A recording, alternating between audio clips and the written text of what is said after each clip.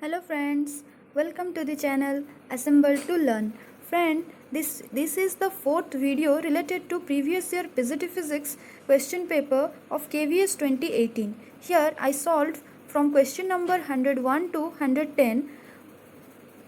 For the solution of question number 71 to 100, you can watch my previous videos. Link for those videos are in the description part. So let's start our today's question, that is question number 101. Two identical inductors L1 and L2 are connected in parallel.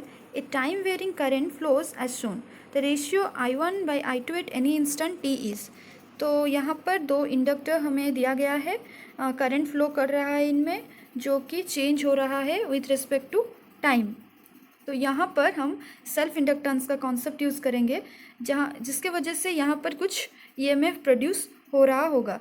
तो फिर हमें current का ratio भी find out करना है. तो as L1 and L2 are in parallel, तो इनका पोटेंशियल तो सेम होगा, और यहाँ पर इंड्यूस्ड ईएमएफ ही पोटेंशियल होता है. तो इंड्यूस्ड ईएमएफ क्या होता है? L di/dt. तो हम यहाँ पे L1 di1/dt equal to L2 di2/dt ले लेंगे. फिर उसको इंटीग्रेट करेंगे तो हमें L1 तो कांस्टेंट है, वो बाहर आ जाएगा, तो हमें मिल जाएगा L1 I1 equal to L2 I2. तो करंट का रेशियो यहाँ से मिल जाएगा I1/I2 इक्वल टू L2/L1, जो कि हमारा ऑप्शन नंबर 2 हो जाएगा करेक्ट. तो नेक्स्ट क्वेश्चन इज 102. इसमें दिया गया है, ये particle of mass 400 gram executes linear simple harmonic motion with amplitude 10 centimeter. Its potential energy at the extreme position is 1.8 joule. If it were at the mean position at t equal to 0, mean t equal to 0 पे वो mean position पे था, तो its displacement in meters at time instant t second will be represented. मतलब displacement ही find out करना है at time t. तो यहाँ पे तो amplitude दिया है, हाँ, तो देखते हैं. हाँ, यहाँ पे मीन पोजीशन है, मतलब x equal to a sine omega T वाला इक्वेशन हम यूज़ करेंगे. तो हमें मास गिवन है 400 ग्राम, तो 0.4 kg. एम्पलीट्यूड को भी मीटर में कन्वर्ट कर लेंगे तो 0.1 मीटर. पोटेंशियल एनर्जी दिया था 1.8 जूल. SHM में पोटेंशियल एनर्जी एक्सट्रीम पोजीशन में, जब एक्सट्रीम पोजीशन में उसका potential energy U equal to half KA² होता है. तो यहाँ पे अगर हम K का वैल्यू फाइंड आउट करेंगे तो हमें 2U/A² होगा, जो कि K का वैल्यू 360 मिल जाएगा. फिर सिंपल हार्मोनिक मोशन में जो रिस्टोरिंग फोर्स होता है उसका value F is equal to -kx होता है, जहाँ पर K का वैल्यू m ओमेगा स्क्वायर होता है. तो यहाँ पर हमें ओमेगा स्क्वायर का वैल्यू मिल सकता है, जो कि है ओमेगा इज इक्वल टू √ऑफ K/m. तो K तो 360 मिला था और मास 0.4 kg, तो हमें मिल गया 30. किसका वैल्यू? ओमेगा का वैल्यू. तो इक्वेशन बन गया x is equal to 0.1 sine 30t. Time तो t ही था, तो option number 1 is correct. Next is our question number 103. That is 4 blocks, 4 A है 4 newton, B 10 newton, C 12 newton and D 15 newton are placed on a table as shown. The force of block D on the block C, मतलब block C पे force block D के वजह से कितना force लग रहा है. तो इससे हम देखते हैं. देखिए, अगर ब्लॉक ए को कंसिडर करें, उसमें तो 4 न्यूटन ही फोर्स लग रहा है. फिर ब्लॉक बी को अगर कंसिडर करें, उसको ए के वजह से 4 न्यूटन और खुद का 10 न्यूटन, तो हमें मिल गया उसका 14 न्यूटन. फिर अगर हम सी को कंसिडर करते हैं तो उसके वजह से 12 न्यूटन, फिर बी के वजह से 14, तो 12 + 14 हमें मिल गया 26 न्यूटन. फिर हमें पूछा गया कि डी के वजह से सी के ऊपर कितना लगे. अगर सी पे ऊपर की तरफ से 26 न्यूटन लग रहा है, तो ऑब्वियसली डी के साइड से भी 26 न्यूटन लगेगा, तभी तो स्टेप बैलेंस होके रहेगा. तो यहाँ पर आंसर हो जाएगा 26 Newton. That is option number 4. Question number 104. An astronomical telescope is focused on a distant star. If the distance between the objective lens and eyepiece is 2.75 meter, the power of eyepiece is 4 diopter. Magnifying power of telescope. Telescope का magnifying power निकालना है, और given है distance. Objective lens and eyepiece के बीच का distance हमें पता है, तो उसका फॉर्मूला होता है FO + FE, that is focal length of objective and focal length of eyepiece 2.75 metre हमें गिवन है। और पावर ऑफ आईपीस पता है 4 डायोप्टर, तो अगर पावर पता है तो हमें फोकल लेंथ ऑफ आईपीस मिल जाएगा 1/PE यूज़ करके, जो कि हो जाएगा 0.25 मीटर। तो फोकल लेंथ ऑफ ऑब्जेक्टिव अभी हम फाइंड आउट कर सकते हैं 2.75 से 0.25 को माइनस करके, जो हमें मिल जाएगा 2.5 मीटर। फिर मैग्नीफाइंग पावर क्या होता है FO/FE, तो 2.5/0.25, तो हमें मिल गया मैग्नीफाइंग पावर 10, जो कि option number 1। Next is our 105, question number 105।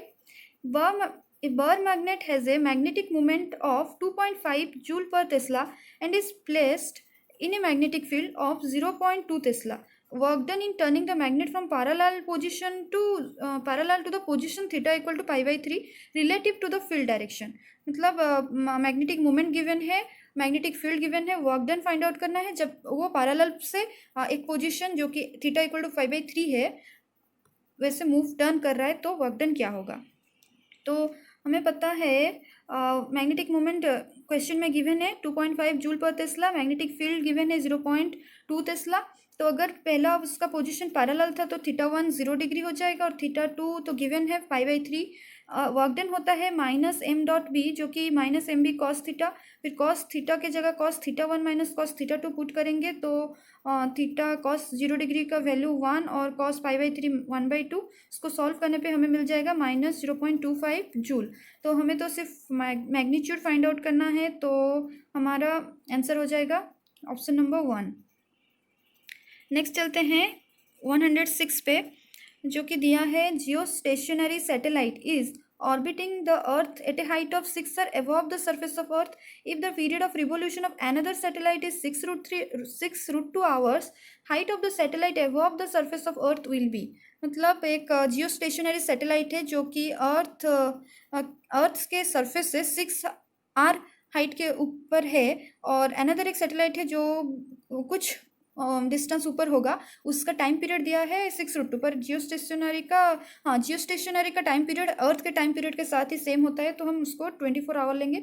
इसको हम यूज़ करेंगे केपलर्स लॉ यूज़ करके। केपलर्स थर्ड लॉ हमें पता है, according to Kepler's third law time period का square is directly proportional to R का क्यूब रेडियस का, तो उनका डिस्टेंस का क्यूब। तो हमें यहाँ पे T1/T2 का square is equal to R1/R2 cube मिल जाएगा। तो R1/R2 का हमें वैल्यू फाइंड आउट करेंगे तो T1/T2 whole to the power 2/3 बन जाएगा। तो फिर यहाँ पे R1 क्या होगा, मतलब पहले वाला जो था वो कितना हाइट पे था, 6R, अर्थ के सरफेस से 6R ऊपर था, मतलब अर्थ का खुद का जो रेडियस होगा वो R होगा, तो वो उसका टोटल मतलब हाइट हो जाएगा 7R। R1 का वैल्यू 7R हो जाएगा। फिर T2 तो गिवन है 6√2 आवर, और T1 हम लेंगे जियो स्टेशनरी सैटेलाइट तो है, तो अर्थ के टाइम पीरियड के साथ सेम है, तो 24 आवर। तो इन सब वैल्यू को पुट करने के बाद हमें R2 का वैल्यू मिल जाता है 3.5 पर। Height of satellite above the earth surface हमें फाइंड आउट करेंगे, तो R माइनस कर लेंगे, 3.5 माइनस R इज 2.5 पर। That is our option number 1। Question number 107 is a particle of charge q and mass m is moving in a circular orbit with angular velocity omega. The ratio of its magnetic moment to its angular momentum depends on। मतलब angular momentum और magnetic moment का ratio find out करना है। Magnetic moment क्या होता है, m is equal to आई ए, तो I होता है Q/T और A πr²। तो इन वैल्यू को इनको सॉल्व करने T का वैल्यू फिर 2π/ω, तो हमें मिल जाएगा magnetic moment is equal to Q ω/r²/2। और एंगुलर मोमेंटम L होता है mvr, जहाँ पर v होता है r ω, तो हमें L मिल जाएगा m ω/r²। तो m/L का रेशियो फाइंड आउट करने पे यहाँ पर m तो रहेगा, ओमेगा कैंसिल हो जाएंगे, ओमेगा कैंसिल हो जाएगा, r² कैंसिल हो जाएगा, तो हमें मिलेगा Q/2m। तो Q एंड M के ऊपर डिपेंड करेगा ये रेशियो, तो हो जाएगा option number 3 answer. Question number 108। Two identical circular loops P and Q, each of radius r, kept in perpendicular planes carrying currents I and √3I respectively such that they have a common center. The magnitude and direction of net magnetic field eight the centre, मतलब net magnetic field का magnitude क्या होगा, direction क्या होगा, at this centre हमें find out करना है। तो इसका ये डायग्राम कुछ इस तरह का होगा। suppose this is our P and this is our Q. They are perpendicular to each other. Two circular loops are perpendicular to each other. So suppose in P current flowing in this direction and in Q current flowing in this direction.